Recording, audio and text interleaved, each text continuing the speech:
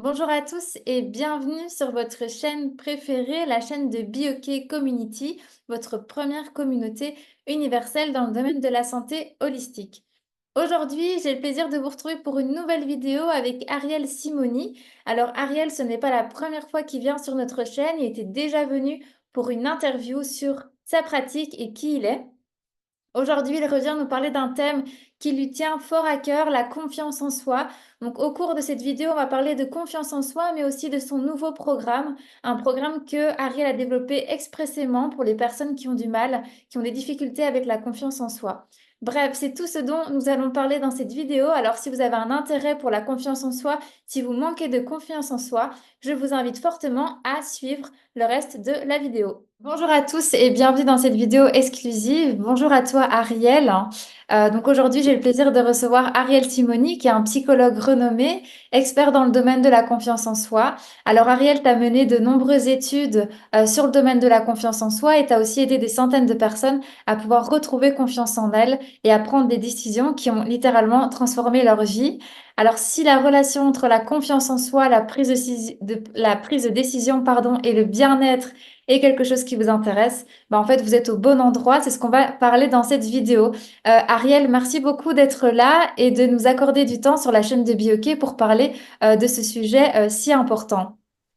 Oui, oui, effectivement. Ça me semble assez fondamental de traiter cette question, d'autant plus que voilà, on la relie à la prise de décision et au bien-être, c'est-à-dire se rendre compte que la confiance en soi va clairement influencer sur nos décisions, sur nos prises de décision, sur le fait de prendre une décision ou pas. Et sur son bien-être et comment est-ce que je me sens par rapport à moi-même suivant suivant ce facteur confiance. Donc tout est relié et on peut considérer que la confiance en soi, elle est le moteur de la prise de décision. C'est ce qui va nous permettre d'avancer. Donc soit on arrive à nourrir ce moteur par nous-mêmes, soit on pense que ce moteur est défaillant et à ce moment-là, on est poussé par les autres et on peut même nous-mêmes nous pousser en considérant que ça ne fonctionne pas. D'accord, mais justement, c'est ce que j'allais y venir pour commencer parce que peut-être que tout le monde n'est pas au courant en fait qu'est-ce que c'est la confiance en soi. Donc, je voulais te demander, selon toi, la relation entre la confiance en soi, la prise de décision et le bien-être, qu'est-ce que c'est et pourquoi c'est si important que ça soit équilibré dans notre vie au quotidien? Alors déjà, de base, la confiance en soi, c'est un terme qui est, euh, qui est, qui est conceptuel, qui peut sembler assez abstrait parce que on a un sentiment qu'avoir de la confiance, c'est on en a ou on n'en a pas. Mhm. Et puis avec les études qui ont été faites en psychologie, on s'est rendu compte qu'il y avait des éléments scientifiques qui permettaient de pointer sur cette dimension-là et de faire valoir en fait ce qui pouvait être considéré comme étant cette notion de confiance. Et donc il y a eu tout un travail sur la psychologie dans le domaine social, dans le domaine du travail, qui a montré ce principe-là de d'efficacité, de rapport entre l'action et le résultat. Et pouvoir comprendre que la confiance, en fait, elle nous amène à croire qu'on est capable de faire certaines choses, qu'on est en mesure de faire certaines choses. Alors, on voit bien que là, par exemple, on va dire en mesure ou croire. Et quand on parle de croire, c'est-à-dire on croit, c'est-à-dire on y croit, on n'y croit pas, si je le vois ou je le vois pas, et que du coup je le fais uniquement en fonction de ce qui est visible. Et le principe, c'est d'arriver à rendre visible cette dimension-là et de la rendre objective. Parce qu'on sait que de base, la confiance en soi, elle va être subjective, c'est-à-dire que elle va être impalpable et, et qu'avec le temps, on va se rendre compte si on en a ou pas. On part déjà d'une configuration familiale qui, elle, va nous donner une confiance. Nos parents, eux, nous donnent, nous transmettent une considération, une valeur qui nous donne cette motivation à réussir à l'école, à prendre des décisions pour s'orienter professionnellement, à faire des choix dans son couple, dans sa vie, dans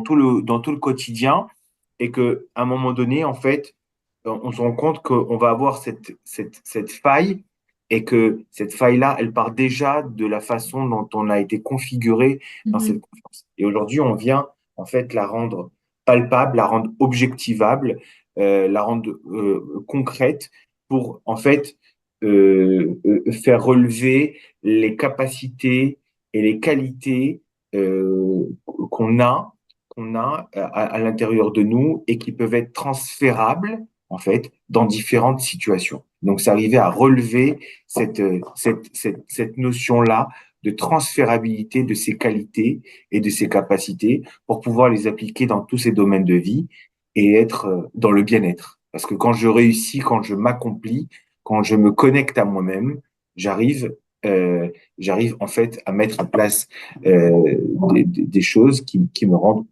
heureux, qui me rendent en harmonie avec moi-même. Je sais pas si j'étais clair.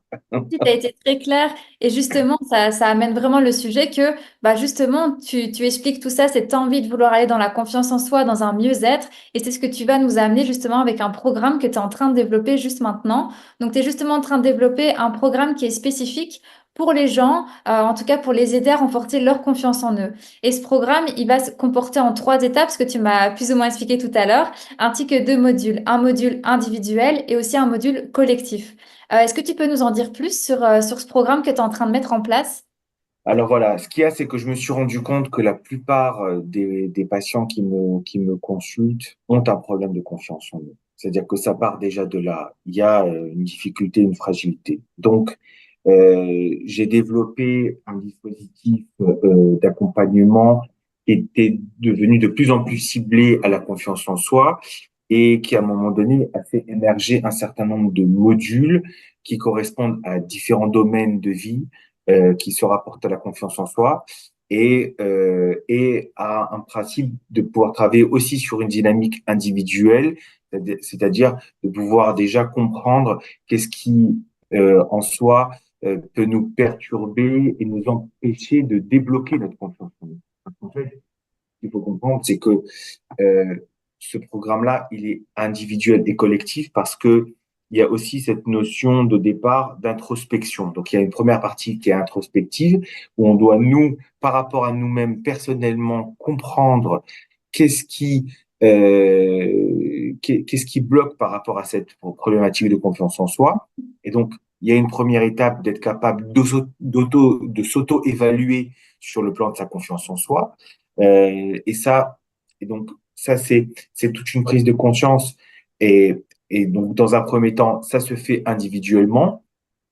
Ensuite, la deuxième partie qui, elle, est plutôt sur la réflexion autour des moyens, des outils qui vont permettre de réparer ou de développer cette confiance en soi. D'accord? Et ça, c'est aussi quelque chose qui peut être de base personnelle parce qu'une personne, elle peut avoir vécu des traumatismes ou des blocages qui font que c'est propre à elle. C'est-à-dire, on peut lui dire jusqu'à demain, parce que on peut lui dire tous les jours, tu vas y arriver. Si dans sa tête, elle est bloquée par rapport à un mécanisme et des choses qu'elle a vécues qui lui donnent vraiment le sentiment de ne pas avoir confiance en elle, à ce moment-là, tant qu'elle n'a pas réparé ce problème-là, euh, voilà quoi, c'est comme si elle essayait de développer un programme au-dessus d'un autre programme qui est défaillant pour essayer de se convaincre que tout va bien. Et là, l'idée, c'est vraiment d'arriver en fait à trouver le moyen, et donc je donne aussi des outils qui permettent de se réparer par soi-même par rapport des traumatismes, par rapport à des anxiétés, à des difficultés qui nous bloquent dans ce développement. Parce qu'au final, il y a cette idée de réparation et cette idée de développement. Donc, dans cette deuxième phase, on identifie bien les moyens qui vont permettre de réparer et ensuite de développer. Et troisième phase, là, on est dans l'autoréalisation. Là, on est dans le principe de prendre des décisions, d'acter des décisions, de concrétiser. Parce qu'il y a se dire, je vais faire ci, je vais faire ci, je vais faire ça, et, et pouvoir vraiment passer à l'action. Et donc, l'idée, c'est de se dire, voilà, aujourd'hui, de quoi j'ai besoin, qu'est-ce qui va, qu'est-ce qui me manque, qu'est-ce que j'ai besoin de réparer et, et, et comment j'agis par rapport à ça. Sachant que, voilà, on n'est plus dans un piège en eau trouble, on ne sait pas vraiment, où c'est très vague, et puis voilà, et on a l'impression que on a essayé plein de choses et que ça marche pas. C'est parce qu'on doit se rendre compte aussi que la confiance en soi, elle est donc non seulement subjective et elle devient objective, mais elle est aussi inconsciente pour devenir consciente. Et ça, ce process-là, c'est un process psychologique pour passer au comportement. Et s'il n'y a pas ce process-là, ben on reste bloqué en fait dans un cheminement que notre cerveau nous dit, tant que je ne suis pas rassuré par rapport à tel ou tel événement que j'ai vécu dans mon passé, eh ben, je n'ai pas confiance en moi. Donc, il y a ces trois étapes-là qui aboutissent donc à ce que finalement on arrive à prendre des décisions sur sa vie.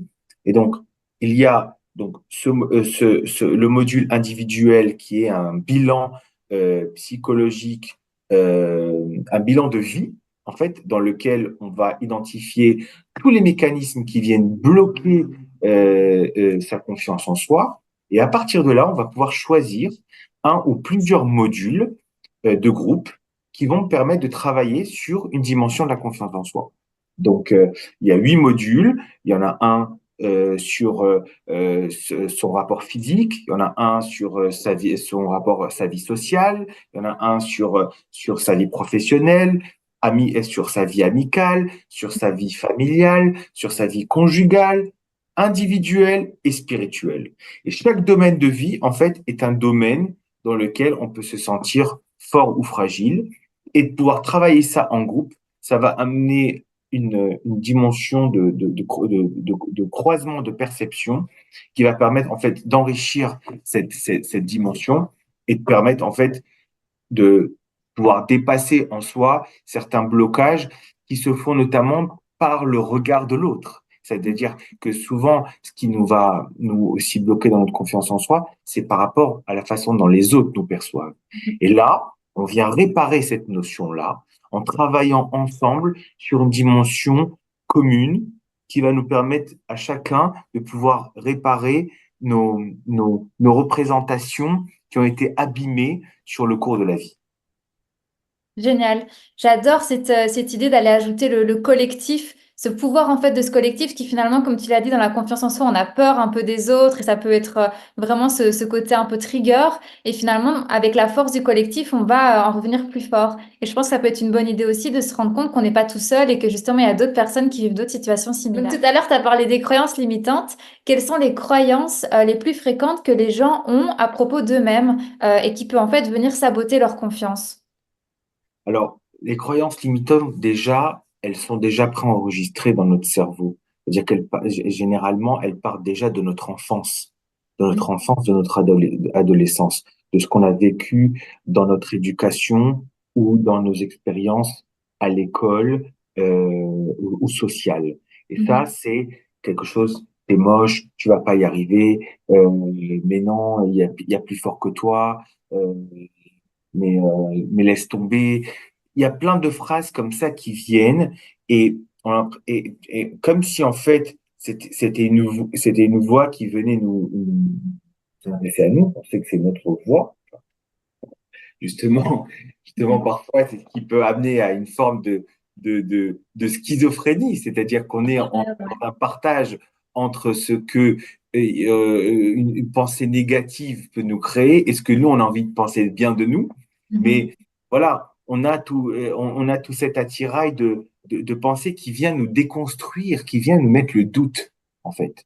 C'est un peu ça le virus, c'est le doute et encore plus pernicieux que le doute, c'est la pensée négative. C'est d'être dans une vision négative.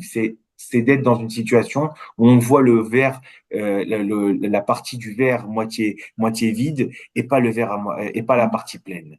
On est focalisé que sur le vide. Et là, bah, on se dit, bah, on va aller en fait pointer sur tout ce qui va pas. Et là, du coup, bah, c'est en enchaînement parce que bien sûr que on a raison dans ce qu'on dit sur le moment, parce qu'on va les pointer sur des choses qui ne vont pas. mais on ne voit pas sur les choses qui vont et qu'on pourrait améliorer.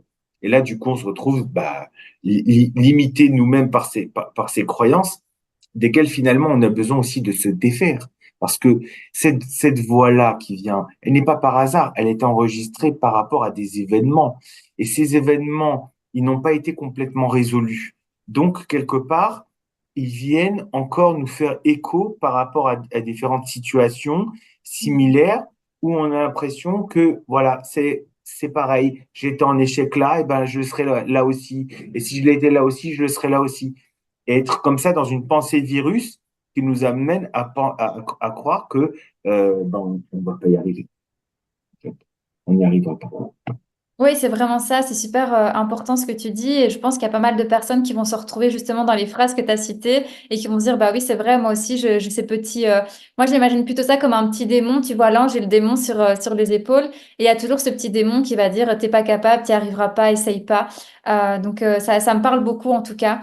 Pour rentrer plus dans le concret de ton programme, moi, je te proposerais, est-ce que tu pourrais donner une idée concrète pour les personnes qui nous regardent justement, peut-être d'un exemple d'exercice ou d'activités que tu proposes dans ton programme pour justement nous aider à renforcer notre confiance en soi? Alors, on va dire les cas les plus fréquents que je peux avoir et qui remontent finalement à la confiance en soi, c'est par rapport à des problèmes de vie sentimentale, par rapport à des problèmes de vie de couple. Et souvent, des personnes vont être complètement perturbées, voire détruites psychologiquement à la suite d'un échec de relation parce que de base, bon, alors l'expérience en elle-même, elle peut être cassante, elle peut être décevante quand on a idéalisé, quand on a pensé que ça pouvait marcher et que finalement, c'est pas le cas. Mais on se rend compte que la personne de base, elle va construire sa confiance en elle conjugale au travers de ses relations plutôt qu'à partir d'elle-même. C'est-à-dire Mhm. qu'elle va avoir besoin d'être valorisée par l'autre pour elle se sentir en tant que bon partenaire. Et du coup, elle se retrouve comme ça dans une dynamique, pris d'une relation à l'autre, avec des fragilités qu'elle porte et qu'elle se maintient. Donc, dans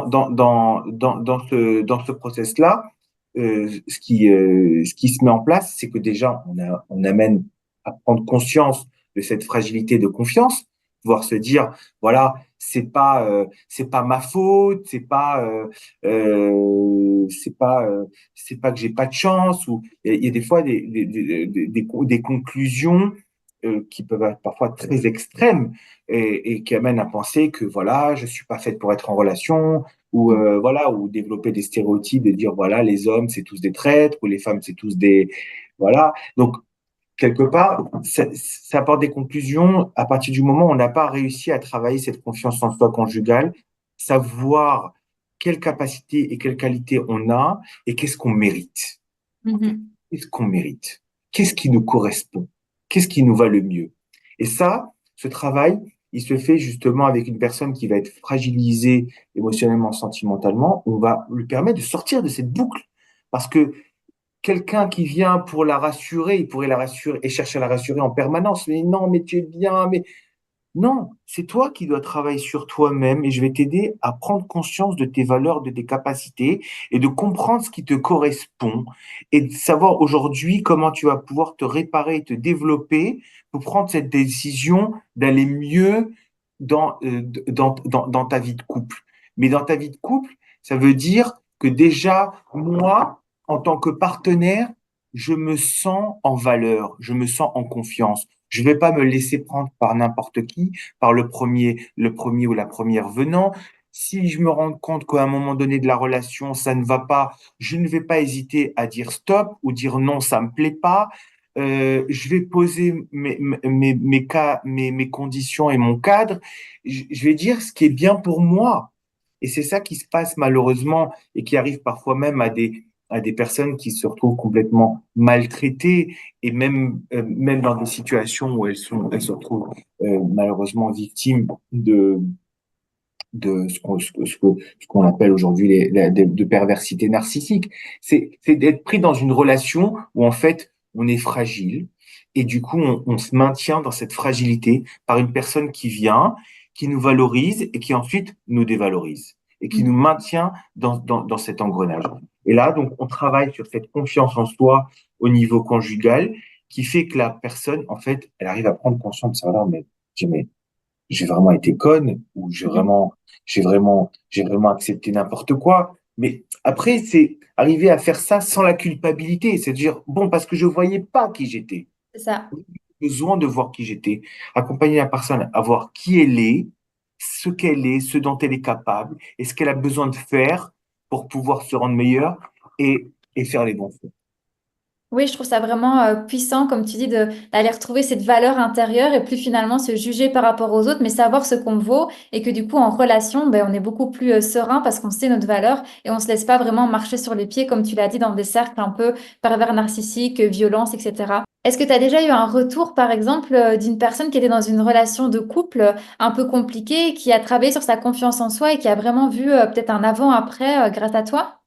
Mais bien sûr, mais je ne vois heureusement que ça aujourd'hui et j'arrive à avoir un dispositif qui est de plus en plus affiné, de plus en plus efficace et rapide, parce que l'idée, c'est que ça ne traîne pas pendant des mois ou des années. Une personne qui a souffert de sa relation, qui souffre de sa relation, elle a besoin de pouvoir avancer rapidement, de pouvoir prendre des décisions et de faire en sorte qu'elle aille de l'avant. Et j'ai un cas, par exemple, d'une femme qui était en couple avec un homme qui l'a trompée régulièrement et, euh, et qui faisait elle était en grande souffrance. Mais en fait, c'est en fait remarquable comment une personne, parfois, elle peut penser dans sa tête parce que elle se sentait coupable tellement elle manquait de confiance en elle qu'elle disait non, mais c'est de ma faute. C'est de ma faute, c'est parce que je suis pas l'auteur, c'est parce que je fais pas ci, c'est parce que je fais pas ça. Et donc, on a travaillé sur cette notion de confiance en elle, de se rendre compte, en fait, que en, elle se dévalorisait totalement. Elle a été convaincue comme quoi elle servait à rien, qu'elle était inutile. Toutes ces notions-là qui l'amenaient à être complètement dévalorisée et en arriver à reprendre conscience de sa valeur et de pouvoir se dire, non, je suis pas d'accord de ci, je suis pas d'accord de ça. Et alors, ce qui est surtout important, c'est que les prises de décision, elles émergent de la personne. C'est-à-dire que nous, on lui dit pas, mais non, faut pas faire ci, mais comment tu peux te laisser faire ci comme ça. C'est-à-dire que le fait de travailler sur la confiance, ça amène naturellement la personne à prendre la décision. Et avoir un jour, une séance où on est là, donc en visio, et qu'elle me dit, voilà, je voudrais vous annoncer que j'ai quitté cet homme qui m'a trompé. J'ai dit bon. Alors, je reste un peu dans l'idée que, voilà, il ne s'agit pas de faire ça pour faire plaisir aux autres ou parce que moi, je l'aurais suggéré. Je lui dis, et pourquoi? Parce que si, parce que ça, parce qu'il m'a maltraité, parce que je mérite pas, parce que je suis pas heureuse avec lui, parce que. Elle Génial. était capable, en fait, de dire tout ce qui n'allait pas et de considérer qu'au final, elle pouvait mieux se sentir avec elle-même, parce qu'on a travaillé aussi sur la confiance individuelle, pouvoir se dire comment je peux être capable, moi, d'être seule, d'élever mes enfants, parce qu'elle a Mhm. deux enfants, dire comment je vais pouvoir élever mes enfants, et finalement, voilà, prendre le courage de sa vie et de se dire, voilà, je vais y arriver. Et voilà, d'avoir pris cette décision. Et malgré les menaces de dire je vais pas te donner de pension, tu vas le regretter, tu vas ceci, tu vas cela, eh ben aller au bout et arriver finalement à faire sa vie, à pouvoir élever ses enfants tranquillement, sans être menacé. Alors bien sûr, on essaie quand même d'arranger aussi la relation avec les enfants, c'est-à-dire que lorsque le père s'en va et que ça se passe mal, il y a la question de la relation de couple, il y a la question de relation des parents. Mais malheureusement, il y a des personnes qui sont tellement égarées, tellement dysfonctionnelles, qui deviennent tellement malveillantes, que la seule chose qu'on peut faire, c'est, la meilleure chose qu'on puisse faire, c'est de s'en éloigner. C'est triste. C'est triste.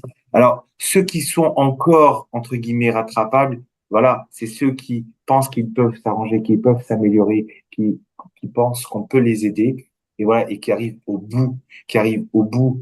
Et Et j'en ai des tas, malheureusement, d'exemples comme ça, Ouais, bah de oui. femmes et d'hommes qui souffrent. Malheureusement, plus de femmes parce qu'elles sont plus fragiles dans le couple physiquement et que parfois l'homme va prendre euh, une forme de supériorité par rapport aux femmes et qu'à un moment donné, voilà, on sait que la femme, elle a vécu beaucoup de fragilité et aujourd'hui d'arriver à un principe d'égalité, c'est encore pas évident d'arriver à sentir qu'elle est capable de pouvoir s'assumer, de pouvoir travailler, de pouvoir élever ses enfants, de pouvoir tout faire. Et ça, voilà, on le permet et on fait en sorte d'avoir ce résultat-là de décision concrète. C'est pas je me sens mieux. Je me Non, sens c'est mieux, vrai, ouais. j'ai fait ça, j'ai quitté ci, j'ai été là, j'ai pris ce travail, j'ai commencé le sport. Il y a une amélioration qui est significative. Et c'est comme ça qu'on voit. C'est-à-dire que la personne, elle se sent bien à l'intérieur, mais aussi à l'extérieur. Voilà. Oui, c'est super intéressant ce que tu dis parce que ça vient vraiment mettre en lumière que finalement la confiance en soi, c'est ce qu'on a dit au tout début, c'est pas juste la confiance en soi, c'est vraiment ce qui va être notre moteur après pour la prise de décision pour aller vers une meilleure vie et vers un mieux-être. Donc finalement, ça correspond totalement à ce qu'on dit depuis le début.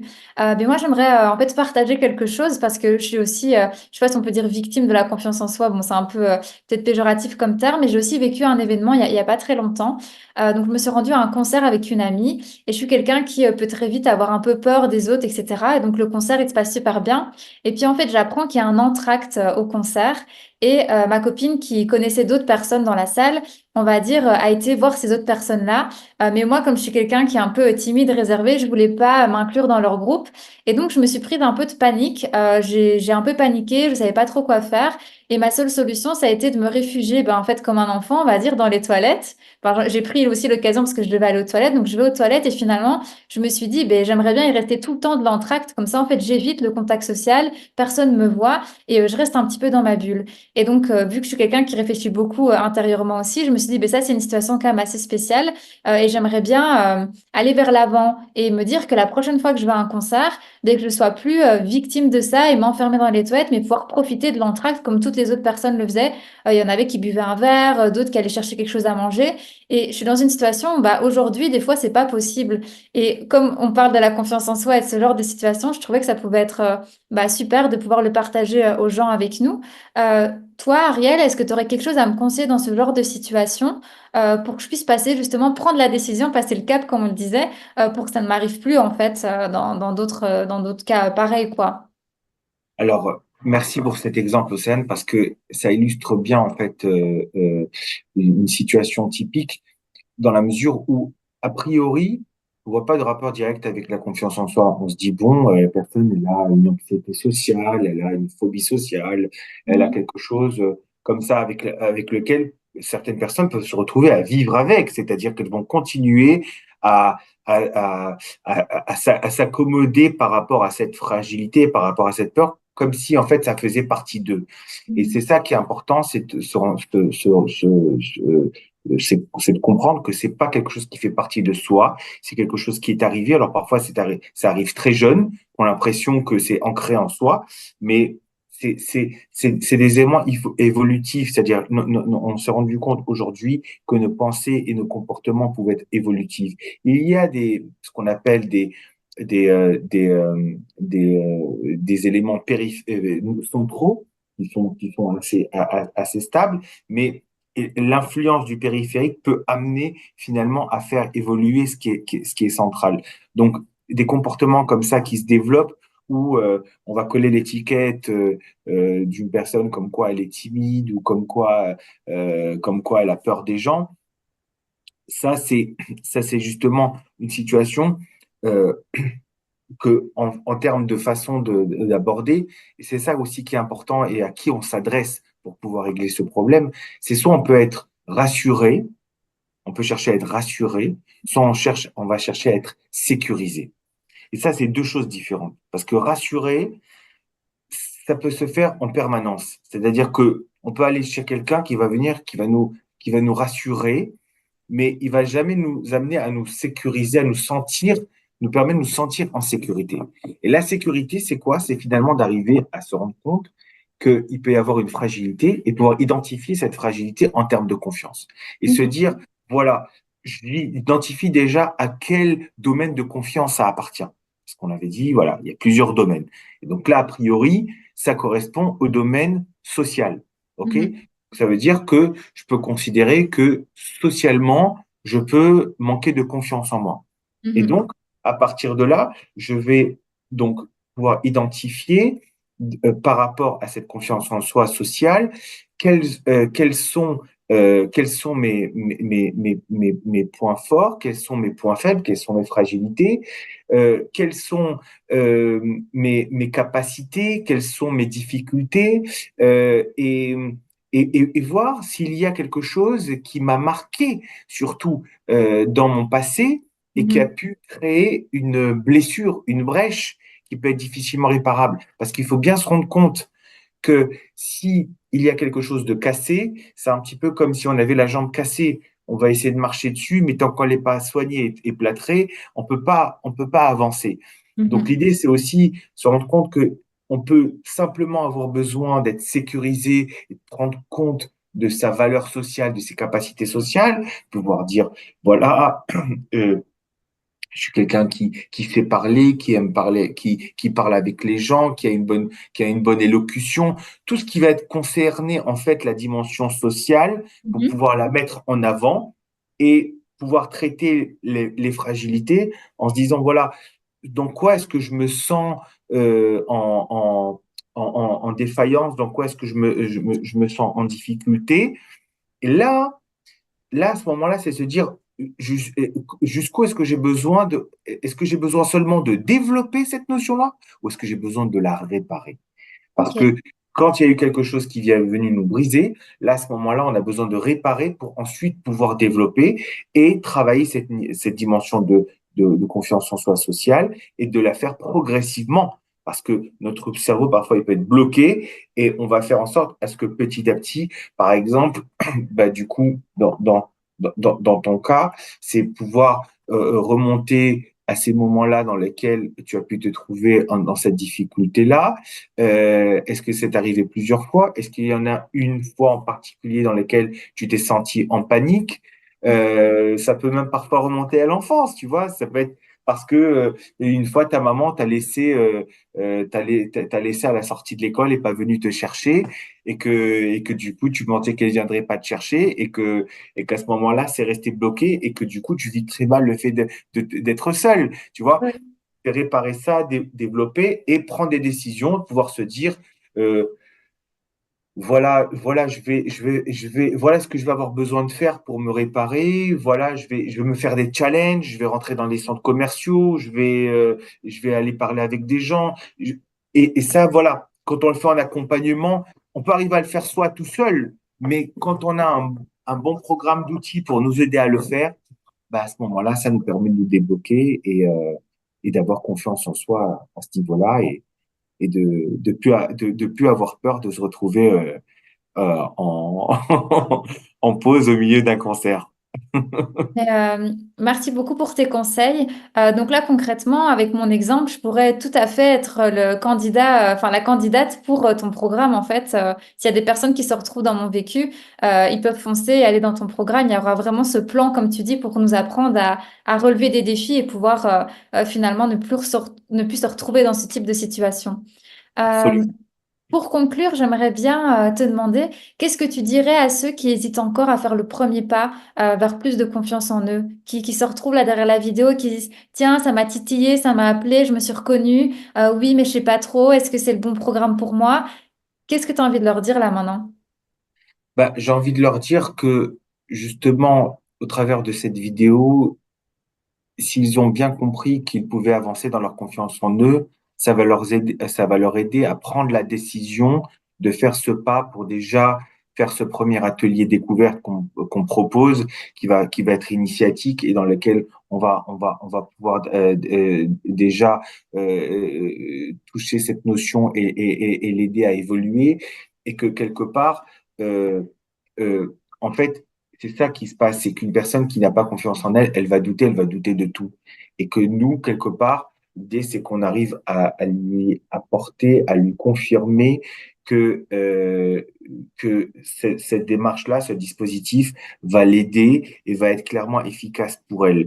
Et c'est ça qui est important parce que une personne qui manque de confiance en elle, elle va aussi manquer de confiance en les autres et en ce qu'elle voit et en ce qu'on lui propose. Et ça, c'est important parce que moi, voilà, j'ai été très soucieux du principe d'efficacité et de reconnaissance.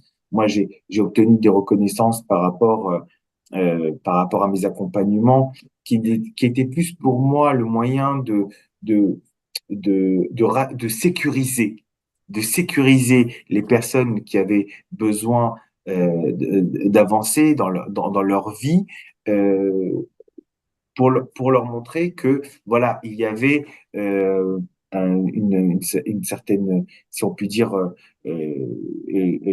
garantie, ou en tout cas une certitude que ça va nécessairement les aider et que à partir du moment où elles prennent la décision de faire déjà ce premier atelier de découverte, elles voudront y aller et ce sera en fonction de leurs besoins parce qu'on n'est pas là à rentrer dans un process qui est sans fin et financièrement aussi compliqué. On fait en sorte de trouver le bon compromis pour permettre à la personne à ce que aussi bien financièrement elle puisse en avoir les moyens et aussi bien qu'elle puisse travailler sur ce qu'elle a besoin, sur ce qui est fragile pour elle et qu'elle puisse retrouver d'autres personnes qui sont eux aussi dans la même problématique. Oui, comme on l'a dit tout à l'heure, ce côté collectif, ce pouvoir tous ensemble. Et ce que j'ai bien aimé, c'est ce premier module aussi qui est plutôt personnalisé. Donc finalement, on combine les deux. On a vraiment un programme qui est personnalisé et pas qui est commun à chacun. On va vraiment à l'intérieur de nous creuser. Et puis finalement, on va s'aider les uns et les autres avec nos situations, avec nos défis. Donc ce programme, franchement, a l'air génial. Merci beaucoup, Ariel. Pour ceux qui le souhaitent, il y aura une liste d'attente qui sera mise dans la barre de description. Dépêchez-vous parce qu'il y aura un nombre de places qui sera limité. On ne pourra pas accueillir tout le monde dans ce programme, bien évidemment. Alors, bien sûr, il y en aura peut-être d'autres dans le temps. Mais en tout cas, là, il y a un seul programme qui va être mis en place avec Ariel et il n'y a pas beaucoup de place. Donc, si vous avez un intérêt, c'est directement dans la barre de description. Merci Ariel pour cette vidéo. J'espère que du coup, elle aura plu à toutes ces personnes autant qu'elle m'a plu de le faire avec toi. Encore une fois, tu es une personne géniale, un praticien génial chez Bioquet et je prends beaucoup de plaisir à discuter avec toi à travers nos échanges. Merci Ariel, prends soin de toi, prenez soin de vous et surtout, j'ai envie de vous dire, croyez en vous. Oui, allez croire en vous, allez prendre la confiance en vous, venez la chercher, on va vous aider à y arriver. Cette vidéo vous a-t-elle donné envie de travailler sur votre confiance en vous? N'attendez plus et réservez votre place pour notre atelier gratuit avec Ariel Simoni. Cliquez ici.